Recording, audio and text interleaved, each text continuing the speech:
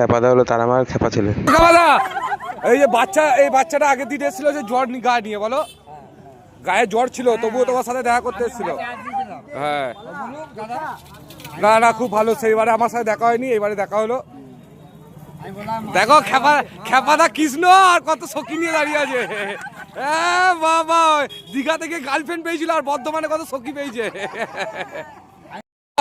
তুমি কত ফ্যান নিয়ে বসে রয়েছে গো, তাহলে তো তোমাকে আর গরমই করবে না এত ফ্যান থাকতে তোমার।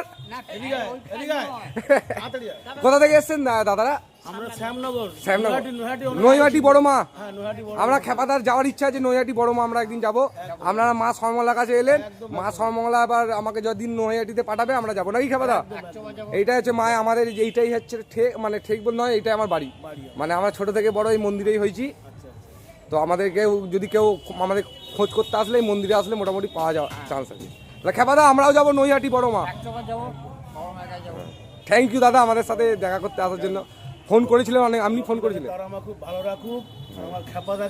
হ্যাঁ তারা মায়ের খেপা ছেলে। পারছি গো তুমি, খেপাদা এবার দোকান খুলবে, এত গিফট দিও না গো। হ্যাঁ ও খেপাদা একটা সত্যি কথা বলবো, তুমি একটা এত পাওয়াতে একটা নতুন জিনিসের সূচনা করো। তুমি এটা তোমার সামর্থ্য, যে যাকে মনে হবে দেওয়ার তুমি তাকে দিতে পারো, গিফট করতে পারো। না বিয়ে আমি করবো না। খেপাদা কত গিফট গো আপনি। বিয়ে করবো না।